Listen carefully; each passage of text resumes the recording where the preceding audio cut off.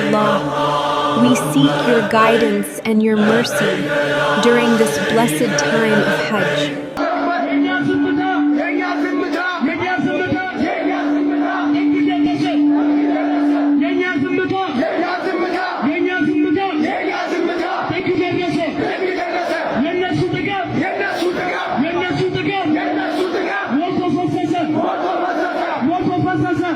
ዘፋኞችና ዘማሪያን ተስማምተው በሚኖሩበት ቤተክርስቲያን ውስጥ ቁጭ ብለን ዘፈን ኃጢያት ነው ማለት ነውር ነው። በመጀመሪያ ደረጃ ዘፋኞች ሲሞቱ የቤተክርስቲያናችን ሊቃውንት ናቸው ቀድሞ የሚገኙት ቦታው ላይ። ሲቀጥል ደግሞ ዘፈንን በተመለከተ ቤተክርስቲያን አትስፈኑ አትልም። ለምን ከተባለ ዘፋኞቹ አውደ ምሕረት ላይ መተው ዘምረው ሄደው ይዘፍናሉ። ልጆቼ ንስሐ ግቡ ዘፈን ኃጢያት ነው ብላ ቤተክርስቲያኗ አታስተምርም። እንደውም እነዛ ሲዘፍኑ የኖሩ ሰዎች ሲሞቱ ሄዳ የቤተክርስቲያናችን ሊቃውንት ሄደው ምንድነው የሚያደርጉት? መንግስተ ሰማያት ይገባል መንግስተ ሰማያትን ይወርሳል ብለው ነው የሚጸልዩት። ሄደው ዘፈን ኃጢያት እንደሆነ የማይነገርበት ቦታ ራሳቸው ዘፋኞቹ ኦርቶዶክስ የሆኑበት ቦታ ላይ በምን ሂሳብ ነው እኛ ዘፈን ኃጢያት ነው እያልን የምንቃወመው?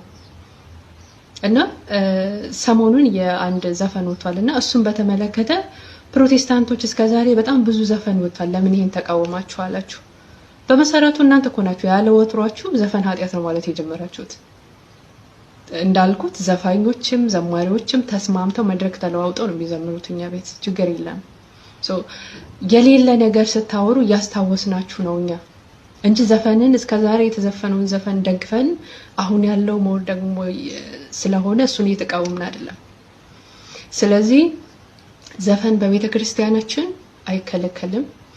እንዳልኩት ዘፋኞች መድረክ ይሰጣቸዋል፣ ዘፋኞች ቤተክርስቲያን ያሰራሉ፣ ዘፋኞች ለቤተክርስቲያን ገቢ ይሰበስባሉ፣ ዘፋኞች መተው ተጋብዘው መድረክ ላይ ይናገራሉ፣ ዘፋኞች ገንዘብ ይሰበስባሉ ለቤተክርስቲያን፣ ዘፋኞች ቤተክርስቲያን ያሰራሉ።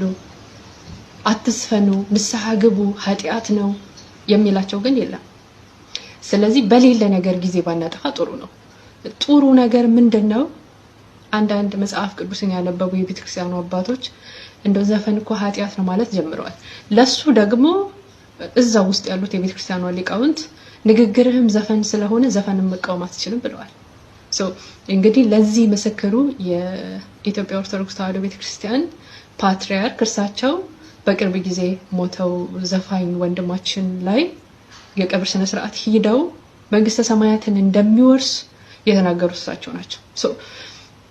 ዘፈንን ልቃወማለሁ ማለት ኦርቶዶክስ ልቃወማለሁ ማለት ነው። ለምን ኦርቶዶክሶቹ እንዳለ ዘፋኞች ናቸው ማለት ይቻላል። ዘፋኞቹ እንዳለ ኦርቶዶክስ ናቸው።